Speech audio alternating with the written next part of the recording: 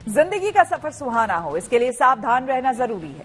रोजमर्रा की आपाधापी में कुछ देर बैठकर सोचना समझना जरूरी है कि आपके आसपास क्या हो रहा है और जो कुछ हो रहा है उससे हमारी जिंदगी, हमारा परिवार कैसे प्रभावित हो सकता है। इसलिए हॉर्न बजाकर बाखबर करने वाली खबर जरूरी होती है। और आज की ये खबर जानलेवा चांदीपुरा वायरस से जुड़ी है।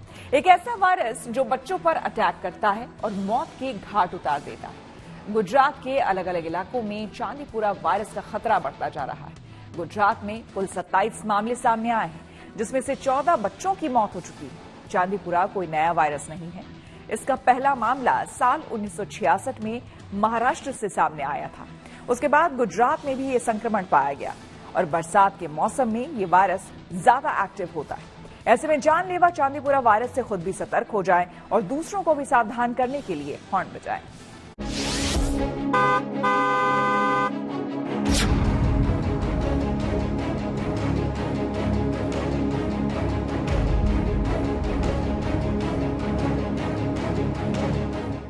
कोरोना वायरस महामारी की दहशत अभी लोगों के मन से पूरी तरह निकली भी नहीं कि एक और नए वायरस ने दस्तक दी थी। यानी डेंगू मलेरिया के साथ साथ अब चांदीपुरा वायरस का खौफ भी पसरने लगा है। वैसे तो कई साल पहले भी इसके कुछ मामले सामने आए हैं, लेकिन अब इसी वायरस की वजह से गुजरात में बच्चों की मौत हो रही है। लिहाजा ये मामला गंभीर बन चुका है। महाराष्ट्र से निकलकर गुजरात पहुंचा चांदीपुरा वायरस लगातार अपने पैर पसारते जा रहा है। हर दिन किसी न किसी बच्चे को अपना शिकार बना रहा है। इस वायरस के शिकार बच्चों को शुरुआत में बुखार आता है, फिर दिमाग में सूजन और केस गंभीर होने पर जान चली जाती है। इस वायरस से संक्रमित बच्चे की लक्षण दिखने के 48 से 72 घंटों में मौत हो जाती है। ऐसे में ये वायरस शिशुओं और वयस्कों के लिए घातक माना जा रहा है। चांदीपुरा वायरस ने फिर एक बार गुजरात में दस्तक दी है और इस बार ये बेहद घातक जो है वो दिख रहा है। अब तक कुल 8 मौतें हो चुकी है, जिसमें से 7 जो है वो गुजरात के बच्चे और एक बच्चा राजस्थान का था। तो ये वायरस जो है 15 साल से कम उम्र के बच्चों में होता है और इसकी घातकता की वजह से जो है लोगों में डर फैला हुआ है। प्रशासन ने पूरी तैयारियां कर ली हैं, स्क्रीनिंग किया गया है, लोगों को सचेत भी किया जा रहा है। पर सबसे बेहद महत्वपूर्ण बात है कि इस वायरस की शिनाख्त 24 से 72 घंटों के अंदर हो जाने के साथ साथ 24 से 72 घंटे में ही इलाज होना जरूरी है। अगर इलाज शुरू नहीं होता है तो फिर बच्चे को बचा पाना मुश्किल होता है। किसी ने नहीं सोचा होगा कि 1966 में पहली बार सामने आया चांदीपुरा वायरस एक बार फिर कहर बरपाएगा। साबरकांठा जिले के ग्रामीण इलाकों में चांदीपुरा वायरस के 15 से ज्यादा सक्रिय मामले सामने आ चुके हैं। हमारी टीम इस वायरस की हकीकत जानने के लिए अरावली जिले के बड़ा कंथारिया गांव पहुंची, जहां चांदीपुरा वायरस के असर से एक परिवार ने अपनी बेटी को खो दिया है। देख सकते हो पूरा मेडिकल टीम ने दवा का छंटाव किया है और पूरा मेडिसिन से पूरा कवर किया हुआ है। आप देख रहे हो जो किंजल का जो मकान है जो मृत्यु पामी है, उनका जो आज पुणे से रिपोर्ट पॉजिटिव आया है। पूरा राजस्थान का एक बॉर्डर वाला विस्तार है, वहां पे पहुंची है। माना जाता है कि ये संक्रमण आमतौर पर बरसात के मौसम में ही देखने को मिलता है। ये संक्रमित रोग मक्खी या मच्छर के काटने से होता है। 9 महीने से 14 साल की उम्र के बच्चों में ये संक्रमण पाया जाता है। ग्रामीण क्षेत्रों में इस वायरस का संक्रमण सबसे ज्यादा देखने को मिलता है। GMERS हिम्मतनगर मेडिकल कॉलेज में जो सस्पेक्टेड वायरल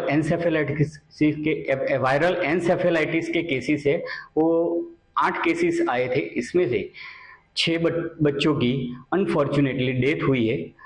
2 बच्चे अंडर ट्रीटमेंट है और वो इम्प्रूविंग है।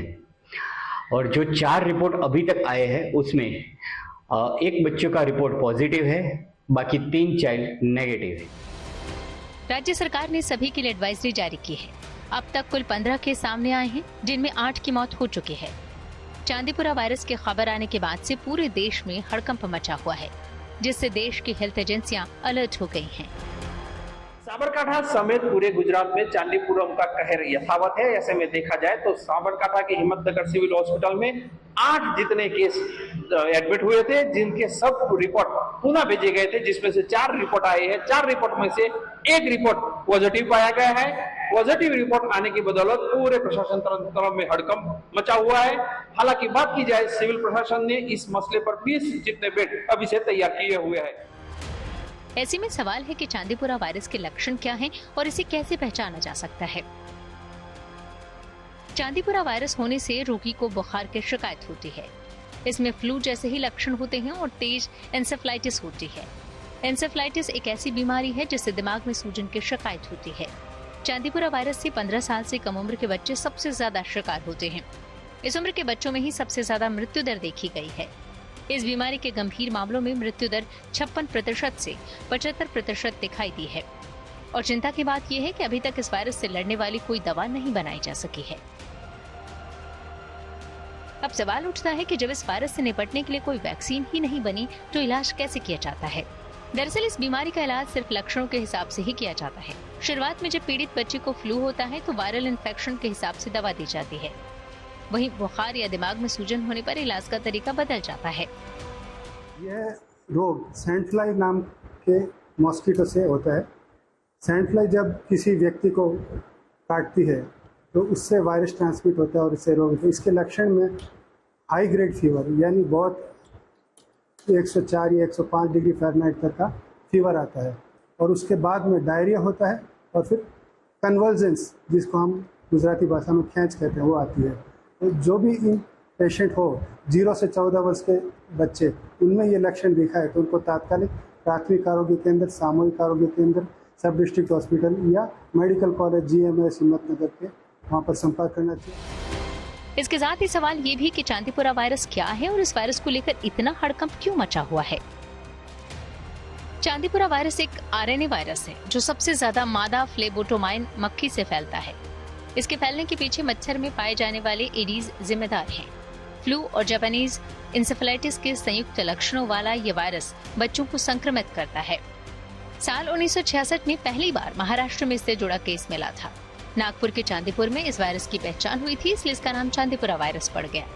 इसके बाद इस वायरस को साल 2004 से 2006 और 2019 में आंध्र प्रदेश, महाराष्ट्र और गुजरात में रिपोर्ट किया गया। फिलहाल इसके मामले राजस्थान सहित दूसरे राज्यों में भी मिल रहे हैं। जैसे हमारा मलेरिया PF है, ऐसे लक्षण उसमें भी आते हैं। हाई ग्रेड फीवर आता है। हाई ग्रेड फीवर उसमें फ्लू नहीं होता है। हाई ग्रेड फीवर, हाथ पांव टूटना, उल्टी होना, हेडेक होना, बाद में मिर्की के दौरे, क्योंकि वो PF के जो लक्षण है ना वो मेनिंजाइटिस कर लेते हैं ब्रेन में जाके, तो उसके लक्षण ऐसे होते हैं। लेकिन इसके जो फ्लू लाइक जो सिम्टम मिले हैं वो चांदीपुरा वायरस के जो लक्षण से मिलता जुलता है, इसलिए उसका अभी तक उन्होंने चांदीपुरा वायरस का नाम दिया। हालांकि गुजरात के स्वास्थ्य विभाग का कहना है कि चांदीपुरा वायरस से घबराने की जरूरत नहीं है, लेकिन सतर्क रहने की जरूरत है। स्वास्थ्य विभाग का ये भी कहना है कि चांदीपुरा वायरस संक्रामक नहीं है, लेकिन पिछले कुछ दिनों में ही इसके 14 मामले सामने आ गए। ऐसे में इस वायरस को हल्के में नहीं लिया जा सकता। ये वायरस कितना खतरनाक है इसका अंदाजा इस बात से लगाया जा सकता है कि वायरस से संक्रमित बच्चे लक्षण दिखने के 48 से 72 घंटों के भीतर ही जान गंवा देते हैं। अब सबसे बड़ा सवाल ये है कि इस जानलेवा वायरस से कैसे बचा जा सकता है। चांदीपुरा वायरस से बचने के लिए मच्छर, मक्खी और कीड़ों से बचना सबसे ज्यादा जरूरी है। इसके लिए बच्चों को रात में और सुबह शाम पूरी बाजू के कपड़े पहनाएं। मच्छरों और कीड़ों से बचने के लिए रात में मॉस्किटो नेट का उपयोग करें। मॉस्किटो रेपेलेंट यानी मच्छर भगाने वाली दवाओं का इस्तेमाल करें। इसके अलावा खिड़की और दरवाजों को भी बंद रखें। इस वायरस से बचने के लिए साफ सफाई और सावधानियां जरूरी हैं। इसके अगर रोकथाम और बचाव की बात करें तो जो सिंपल जो बचाव बुखार के रोकने के लिए है वो ही शुरुआत में करने चाहिए। जिन जिन एरिया में यह फैल रहा है वहाँ पर तुरंत बच्चे को कोई भी ऐसे प्राथमिक सिम्टम्स हाई ग्रेड फीवर के रखें तो तुरंत प्राथमिक नजदीक के कोई भी स्वास्थ्य केंद्र में जाकर ट्रीटमेंट कराना चाहिए। और जिन भी मक्खी और में से ये मच्छर फैल रहा है उनके लिए जो जंतुजनक दवाएं हैं उनका स्प्रे करना चाहिए। सराउंडिंग्स वाटर कलेक्शन नहीं होने देना चाहिए और सराउंडिंग्स एनवायरनमेंट को अच्छा रखना चाहिए। बट सबसे ज़्यादा इम्पोर्टेंट ये है कि आपको जो प्राथमिक सिम्टम्स कुछ भी दिखते हो तो घर पे उसका इलाज करने की जगह पहले दिन ही डॉक्टर की सलाह के हिसाब से ट्रीटमेंट करना चाहिए। एक्सपर्ट के मुताबिक अगर किसी बच्चे में तेज बुखार, उल्टी, दस्त, सिर दर्द और ऐंठन जैसी प्राथमिक लक्षण दिखाई देते हैं तो तत्काल डॉक्टर को दिखाना चाहिए। इस बीमारी के चपेट में आने वाले बच्चे के मस्तिष्क में सूजन आ जाती है। इसके बाद बच्चे की हालत बिगड़ती जाती है और माना जा रहा है कि इस स्थिति में ही बच्चों की जान जा रही है। हालांकि संक्रमण की गंभीरता का पता लगाया जा रहा है। ऐसे में जानलेवा चांदीपुरा वायरस से खुद सतर्क हो जाएं और दूसरों को भी सावधान करने के लिए हॉर्न बजाएं। साबरकांठा से हितेश सुतरिया, अरावली से हसमुख पटेल के साथ अहमदाबाद से ब्रजेश दोषी, गुड न्यूज टुडे।